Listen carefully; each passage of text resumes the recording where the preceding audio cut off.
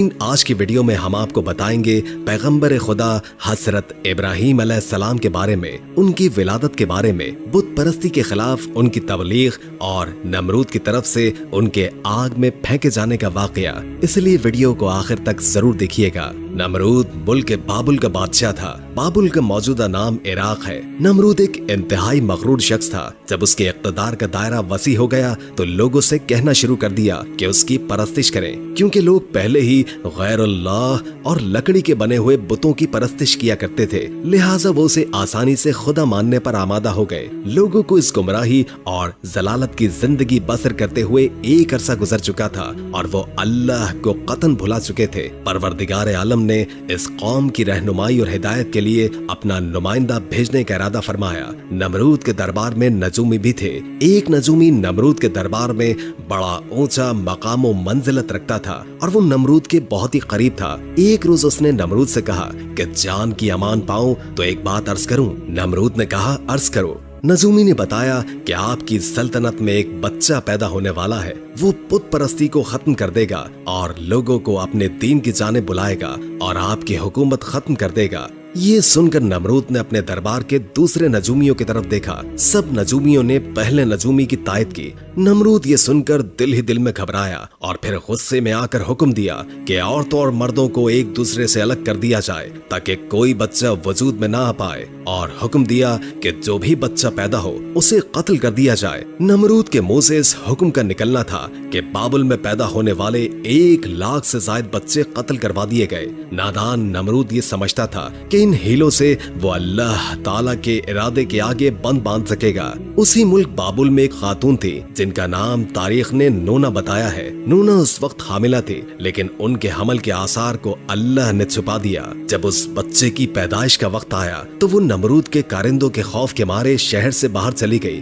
اور وہاں پہاڑوں کے اندر ایک غار میں پناہ لے لی۔ انہوں نے بچے کو اسی غار میں جنم دیا اور بچے کو لٹا کر خدا سے دعا کی، اے خدا، میں اپنے جگر کے ٹکڑے کو اس غار میں لٹا کر جا رہی ہوں، ان ظالموں سے تو ہی اس کو بچانا جو معصوموں کے خون کے پیاسے ہیں۔ انہوں نے بچے کو بوسا دیا اور غار کے دہانے کو پتھروں سے بند کر کے شہر کو لوٹ گئی۔ پھر دوسرے دن غار میں اپنے بچے کو دیکھنے آئی تو دیکھا کہ ان کا بچہ انگوٹھا چوس رہا ہے۔ اس بچے کے انگوٹھے سے دودھ جاری تھا۔ یہ بچہ کوئی اور نہیں بلکہ حضرت ابراہیم علیہ السلام تھے۔ خداوند تعالیٰ نے ابراہیم علیہ السلام کے انگوٹھے میں دودھ پیدا کر دیا تھا اور یوں ابراہیم علیہ السلام کو غذا پہنچتی رہی۔ اس غذا سے حضرت ابراہیم علیہ السلام دن میں اتنا بڑھتے تھے جتنا ایک بچہ مہینے میں بڑھتا ہے۔ آپ علیہ السلام کی ماں آپ کو دیکھنے روزانہ غار میں آتی۔ آپ علیہ السلام 2 سال کے ہو گئے تو باتیں کرنے لگے، اور جب آپ کی عمر 7 برس کو پہنچی تو آپ کی والدہ آپ کو بڑی بڑی باتیں اور اخلاق سکھانے لگی،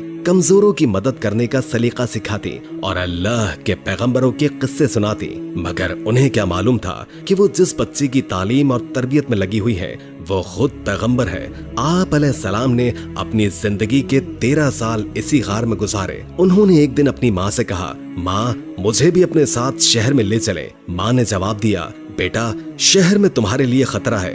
اس لیے حضرت ابراہیم علیہ السلام رات کو غار سے نکل کر شہر میں داخل ہو گئے۔ حضرت ابراہیم علیہ السلام کا ایک چچا تھا جس کا نام آزر تھا۔ یہاں پر ایک نقطے کی وضاحت کرتے ہیں کہ تورات میں آزر کو حضرت ابراہیم علیہ السلام کا چچا کہا گیا ہے، جبکہ ان کے والد کا نام طارق بتایا ہے، جبکہ قرآن مجید میں ان کے والد کا نام آزر کہا گیا ہے۔ بہت سے علماء کا اجماع ہے کہ آزر ابراہیم علیہ السلام کا باپ نہیں تھا بلکہ ان کے والد طارق تھے اور وہ مسلمان تھے۔ ارباب نسب کا اسی پر اتفاق ہے کہ حضرت ابراہیم علیہ السلام کے والد طارق تھے، لہٰذا قرآن مجید اور اکثر احادیث میں جو آزر کو باپ کہا گیا ہے وہ مجاز کے طور پر ہے، کیونکہ وہ حضرت کا چچا تھا اور عرب میں یہ رواج تھا کہ چچا کو باپ کہتے ہیں، یا یہ بھی ہو سکتا ہے کہ آپ کا چچا ہی رہا ہو اور طارق کی وفات کے بعد آپ کی والدہ سے عقد کیا ہو اور آپ کی تربیت کی ہو، اسی لحاظ سے آپ کو اس کا باپ کہا گیا ہے۔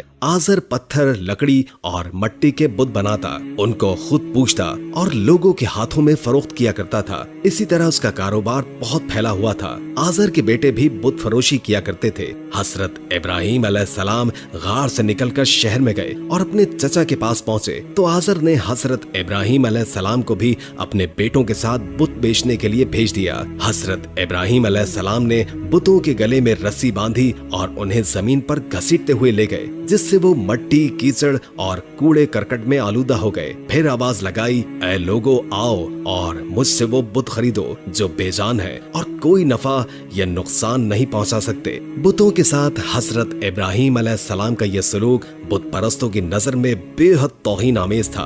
फिर नौबत यहाँ तक आन पहुंची कि आजर ने हजरत इब्राहिम अलैहिस्सलाम को इस बारे में नसीहत की। एक दिन हजरत इब्राहिम अलैहिस्सलाम ने अपने चचा से पूछा, चचा जान, आप लकड़ी, पत्थर और मट्टी के बुत बनाते हैं जो ना बोल सकते हैं, ना सुन सकते हैं और ना ही आपको नफा दे सकते हैं और ना ही कोई नुकसान पहुंचा सकते हैं। आजर ने चौंक कर पूछा कि क्या तुम हमारे खुदाओं के मुखालिफ हो? आइंदा इस तरह की बात जुबान पर न लाना वरना तुम्हें सजा होगी। इसके बाद हजरत इब्राहिम अलैहिस्सलाम लोगों से मुखातिब हुए और कहा, परस्तिश और सजदे के लायक न नमरूद है और न ये बुत है। लायक इबादत सिर्फ अल्लाह ताला की जात है जिसने सारी दुनिया को पैदा फरमाया है और वही उसका मालिक है।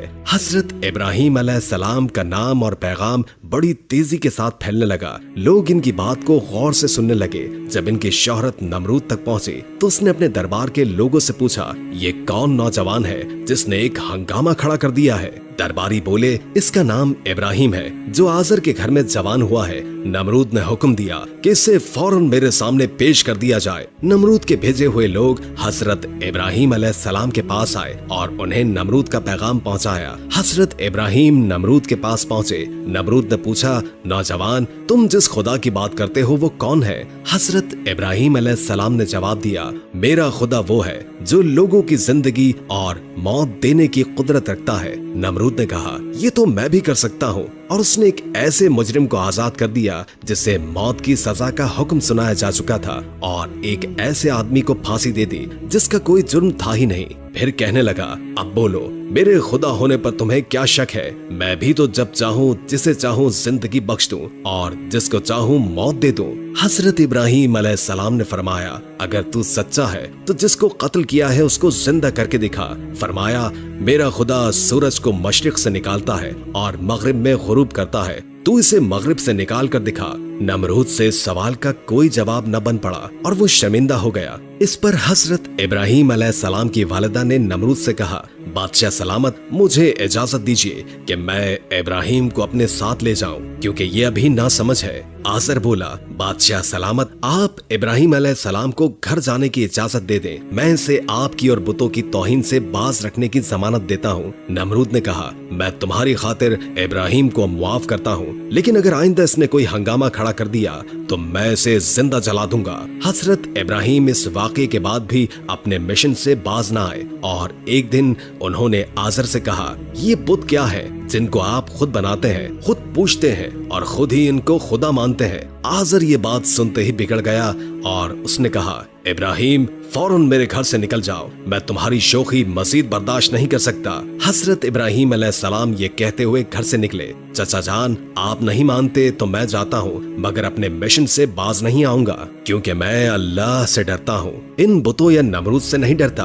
हजरत इब्राहिम अलैहिस्सलाम ने अपने चचा के घर से अलग कोई इंतजाम कर लिया और वहाँ से चले गए, मगर अपने कौल के मुताबिक एक अल्लाह की बंदगी की दावत देते रहे और बुतों की खुदाई का इनकार करते रहे। मुल्क बाबुल के लोग हर साल एक ईद मनाया करते थे और इस दिन वो कुछ खुसूसी मरासिम अंजाम दिया करते थे। चुनाचे वो सारा दिन शहर से बाहर गुजारते थे। इब्राहिम अलैहिस्सलाम ने लोगों के साथ ईदगाह जाने से इनकार किया और उज़र पेश किया कि वो बीमार है। वो लोग आपको छोड़कर चले गए। बाद में इब्राहिम अलैहिस्सलाम उनके पास गए और देखा कि उनके सामने खाना पड़ा है। चूंकि सब लोग खाना लाए थे इसलिए ये खाना बहुत ज्यादा था, लेकिन इन झूठे माबूदों ने उसे खाना तो दरकनार उसे छुआ तक नहीं था। इब्राहिम अलैहिस्सलाम ने उन्हें मुखातिब करके कहा, ये इतना खाना तुम्हारे सामने पड़ा है, तुम इसको खाते क्यों नहीं? तुम्हें क्या हो गया है कि बात तक नहीं करते? फिर पूरी कुव्वत से दाएं हाथ से कुल्हाड़ा मारकर उनके टुकड़े टुकड़े कर दिए, लेकिन बड़े बुत को छोड़ दिया ताकि सब उसी की तरफ रुजू करें। तमाम छोटे बुतों को तोड़कर कुल्हाड़ा उस बड़े बुत के कांधे पर रख दिया। मुशरिकीन मेले से लौटे तो देखा कि उनके सारे माबूद औंधे मुंह टूटे फूटे पड़े हैं। इनके तमाम माबूदों को तोड़ दिया गया था। वो हैरान रह गए कि ये कैसे हो गया, ये किसने किया। कहने लगे कि ये काम किसी जालिम का है, उसने हमारे माबूदों की तौहीन की है। उस वक्त उन लोगों ने हजरत इब्राहीम अलैहिस्सलाम का वो कलाम सुना था। उन्हें उनका ख्याल आ गया। वो कहने लगे, वो नौजवान जिसका नाम इब्राहीम है, उसे हमने अपने बुतों की मजम्मत करते हुए सुना है। अल्लाह की कुदरत के इब्राहीम अलैहिस्सलाम का जो मकसद था वो खुद ब खुद पूरा हो रहा था। कौम के लोग मशवरा कर रहे थे कि सबको जमा करो और उसे बुलाओ और फिर उसे सजा दो। चुनाचे तमाम अहले बातिल छोटे बड़े सब जमा हो गए। कार्रवाई शुरू हो गई। कहने लगे, इब्राहीम, हमारे माबूदों के साथ लग़्व हरकत तुमने की है। इब्राहीम अलैहिस्सलाम ने जवाब दिया, ये काम तो इस बड़े बुत का है, मुझसे क्यों पूछते हो? तुम अपने माबूदों से क्यों नहीं पूछते कि उनके टुकड़े किसने उड़ाए? इब्राहीम अलैहिस्सलाम का जवाब सुनकर वो सब सोच में पड़ गए। फिर कहने लगे कि हमने बड़ी गलती की, अपने माबूदों के पास किसी को हिफाजत के लिए नहीं छोड़ा। किस कदर वाज़े बात महसूस करके भी वो जालिम ईमान न लाए, बल्कि शैतान ने उनके दिलों में वसवसा डाला और उन्होंने गौर व फिक्र करके कहा, ए इब्राहीम, क्या तुम्हें इल्म नहीं कि ये तो बेजुबान है, बोल भी नहीं सकते? अब इब्राहीम अलैहिस्सलाम ने फरमाया, तब फिर तुम अल्लाह के सिवा इस चीज की इबादत करते हो जो तुम्हें कुछ भी नफा ना दे सके और ना नुकसान पहुंचा सके। ताज्जुब है तुम पर भी और इन पर भी जिन्हें तुम अल्लाह के सिवा पुकारते हो। क्या तुम में बिल्कुल अक्ल नहीं? इस तरह हजरत इब्राहीम अलैहिस्सलाम ने उन पर हकीकत खूब अच्छी तरह वाज़े कर दी। फिर उनसे फरमाया, तुम इनकी पूजा करते हो जिनको तुम खुद तराशते हो, यानी इनका तो ये हाल है कि तुमने खुद इनको अपने हाथों से तराशा और इनकी इबादत करने लगे, जबकि तुम्हें और तुम्हारी बनाई हुई चीजों को अल्लाह ही ने पैदा फरमाया है। लोगों ने इब्राहीम अलैहिस्सलाम की बातें बड़े गौर से सुनी। फिर सोचने लगे कि नौजवान सच कहता है, सचमुच मट्टी, लकड़ी और पत्थर की मूर्तियों में क्या ताकत है। लेकिन एक आदमी के दिल पर आप अलैहिस्सलाम की बातों का उल्टा असर हुआ। वो बोला, तुम्हारी बातों से पता चलता है कि हमारे खुदाओं का सत्यानाश तुम ही ने किया है, और अगर तुम्हें छोड़ दिया जाए तो आज तुमने हमारे बुतों को तोड़ा है, कल तुम हमारा पूरा बुतखाना ही गिरा दोगे। इसलिए तुम जैसे इंसान को जिंदा नहीं छोड़ा जा सकता। जो लोग उस वक्त मौजूद थे वो उस शख्स की बातों को गौर से सुन रहे थे। ये शख्स नमरूद का भेजा हुआ जज था। लोग खड़े इस बात का इंतजार कर रहे थे कि देखें नौजवान के लिए क्या सजा तजवीज की जाती है। इस सजा को सुनने के लिए उन्हें ज्यादा इंतजार न करना पड़े। जज बोला, इब्राहीम, तुम्हारे इस जुर्म की सजा यह है कि तुम्हें जिंदा जला दिया जाए और तुम्हारी खाक हवा में उड़ा दी जाए। इब्राहीम अलैहिस्सलाम ने कहा, मैं तुम्हारे फैसले से नहीं डरता। जिंदगी और मौत का मालिक मेरा अल्लाह है। मैं जो कुछ कह रहा हूँ वो हक है और मेरी बात को मेरा अल्लाह जानता है। जज ने हजरत इब्राहीम अलैहिस्सलाम को जो फैसला सुनाया, नमरूद ने उस पर अमल दरामद के लिए फौरी तैयारियां शुरू कर दी। उसने उस शहर और इर्द गिर्द के इलाकों में ऐलान करवा दिया कि हमारे बुतों को तोड़ने और उनकी तौहीन करने वाले नौजवान को जिंदा जलाने के लिए सब लोग ईंधन इकट्ठा करें। उधर बुत खाने के पुजारियों ने भी ये ऐलान किया कि जो लोग हमारी किसी मुराद के पूरा होने के लिए ईंधन जमा करेंगे तो उनकी मुराद पूरी होगी। इस ऐलान को सुनकर लोगों ने ज्यादा से ज्यादा ईंधन इकट्ठा करना शुरू कर दिया। उधर हजरत इब्राहीम अलैहिस्सलाम कैद कर लिए गए। लोगों ने ईंधन के लिए लकड़ियों को इकट्ठा करके एक जगह उसका ताल लगा दिया। उसको आग लगा दी गई। जब शोले भड़क उठे तो हजरत इब्राहीम अलैहिस्सलाम को कैद खाने से निकाल लिया गया। जब उन्हें इस मैदान में लाया गया जहां आग जल रही थी तो आप अलैहिस्सलाम उस आग को देखकर हंस पड़े। हजरत इब्राहीम अलैहिस्सलाम ने उस ऊंचे मीनार को भी देखा जो मैदान से कुछ फासले पर तामीर किया गया था, जिसमें एक खूबसूरत कमरा था जहां नमरूद के साथ उसके वजीर और मुशीर बैठे थे। कहते हैं कि ये आग इस कदर शदीद थी कि इसके ऊपर एक फसल के फासले तक कोई परिंदा उड़ नहीं सकता था। चुनाचे जब हजरत इब्राहीम अलैहिस्सलाम को लाया गया तो उन लोगों को ये मसला दरपेश हुआ कि अब इब्राहीम को इस आग में कैसे फेंका जाए। इस दौरान शैतान ने लोगों के दिमाग में मंजनीक का तस्वुर डाला।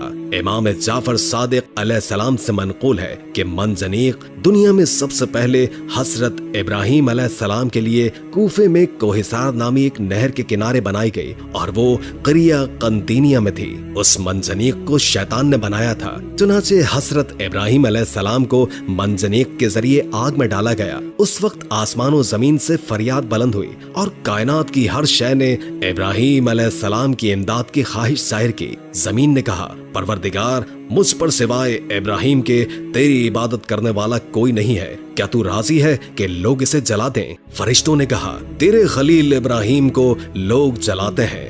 حق تعالیٰ نے فرمایا اگر مجھ سے وہ مدد طلب کرے گا تو یقیناً قبول کروں گا۔ محترم سامعین، ابراہیم علیہ السلام نے اپنے پروردگار عالم سے دعا کی حسبنا اللہ و نعم الوکیل۔ اس وقت جبریل علیہ السلام نے حضرت ابراہیم سے ہوا میں ملاقات کی جب وہ منجنیق سے جدا ہو چکے تھے اور پوچھا اے ابراہیم کوئی حاجت مجھ سے ہے؟ آپ نے فرمایا تم سے کوئی حاجت نہیں ہے، عالموں کے پروردگار سے میری حاجت ضرور ہے۔ پھر خدا نے آگ کو وحی کی سرد ہو جا، اس کے ساتھ ہی آگ سرد ہو گئی اور وہاں جبریل علیہ السلام آئے اور آپ کے ساتھ بیٹھ کر گفتگو میں مشغول ہوئے۔ ان کے چاروں طرف گل و لالا پیدا ہو گئے۔ کہتے ہیں کہ جب آگ جل رہی تھی تو چھپکلی آگ کو پھونک مارتی اور مینڈک اس پر پانی لا کر ڈالتا تھا تاکہ اس کو بجھا دے۔ جب خدا نے آگ پر وحی کی کہ سرد ہو جا تو 3 روز تک دنیا کی تمام آگ میں گرمی باقی نہیں رہی تھی، اور یوں اللہ نے اپنے پیغمبر حضرت ابراہیم علیہ السلام کو اتنی بڑی آگ سے محفوظ رکھا۔ یہ سارا معاملہ دیکھنے کے بعد نمرود حضرت ابراہیم علیہ السلام کے پاس پہنچا اور بولا نوجوان تعجب ہے کہ تمہارا حکم آگ پر چلتا ہے۔ حضرت ابراہیم علیہ السلام نے جواب دیا کہ یہ تمام میرے خدا کی قدرت ہے۔ نمرود حضرت ابراہیم علیہ السلام کی عظمت کو تو آنکھوں سے دیکھ ہی چکا تھا، مگر وہ آپ کی باتوں کو تسلیم کرنے کے لیے پھر بھی تیار نہ ہوا۔ نمرود کو لگا کہ کہیں لوگ حضرت ابراہیم علیہ السلام پر ایمان نہ لے آئیں۔ اس نے فوراً لوگوں کو لالچ دے کر اور کچھ ڈرا دھمکا کر بہکایا اور اس کے بعد حکم دیا کہ انہیں شہر بدر کر دیا جائے تاکہ کوئی شخص ان کا پیروکار نہ بنے اور ان کا دین اختیار نہ کر سکے۔ حضرت ابراہیم علیہ السلام خود بھی نمرودیوں کے ساتھ ان کے شہر میں رہنے پر خوش نہ تھے، اسی لیے وہ شہر چھوڑنے پر آمادہ ہو گئے۔ چنانچہ انہوں نے اپنی بکریاں اکٹھی کی اور انہیں اپنے ساتھ لے کر روانہ ہو گئے۔ چونکہ آپ کے ساتھ بہت سی بھیڑ بکریاں اور دوسرا سامان بھی تھا، اس لیے نمرود نے حکم دیا کہ یہ سارا بحق سرکار ضبط کر لیا جائے۔ حضرت ابراہیم علیہ السلام نے کہا کہ اگر تم میری بھیڑ بکریاں اور میرا مال و متاع لینا چاہتے ہو تو میں نے اس سرزمین میں اپنی جتنی عمر صرف کر کے یہ بھیڑ بکریاں جمع کی ہیں، تم میری وہ عمر مجھے لوٹا دو اور میرا مال ضبط کر لو۔ جب بات بڑھ گئی تو یہ مقدمہ نمرود کے ایک منصف کے پاس پہنچا۔ اس نے فریقین کے بیانات سننے کے بعد فیصلہ حضرت ابراہیم علیہ السلام کے حق میں دے دیا۔ تب آپ اپنی بیوی سارہ اور بھتیجے لوط کے ہمراہ بابل چھوڑ کر چل دیے۔ اکثر مورخین اور بعض مفسرین نے ذکر کیا ہے کہ آگ سے نجات کے بعد حضرت ابراہیم علیہ السلام نے نمرود کو دین کی دعوت دی، مگر اس نے کہا کہ میں تمہارے خدا سے جنگ کروں گا، اور ایک دن مقرر کیا۔ اس روز نمرود بے شمار لشکر لے کر میدان میں آیا۔ ابراہیم علیہ السلام تنہا اس کے مقابلے میں کھڑے ہوئے، یہاں تک کہ حق تعالیٰ نے اتنے مچھروں کو بھیجا جس سے فضا تاریک ہو گئی اور وہ لشکر والوں پر حملہ آور ہوئے اور ان کے سر اور ناک میں لپٹ گئے، یہاں تک کہ سب کے سب بھاگ کھڑے ہوئے۔ نمرود بھی ذلیل اور رسوا ہو کر واپس آیا، لیکن پھر بھی ایمان نہ لایا۔ تو خدا نے ایک کمزور مچھر کو حکم دیا کہ اس کے دماغ میں گھس جائے، اور وہ اس کے دماغ میں جا کر اس کا مغز کھانے لگا۔ وہ اس قدر بے چین ہوا کہ چند آدمیوں کو مقرر کیا کہ گزر لے کر اس کے سر پر مارے کہ شاید اس سے اس کے اضطراب میں کچھ تسکین ہی آ جائے۔ اسی حالت میں 40 سال گزرے اور وہ ایمان نہ لایا، بالآخر اسی حالت میں مر گیا۔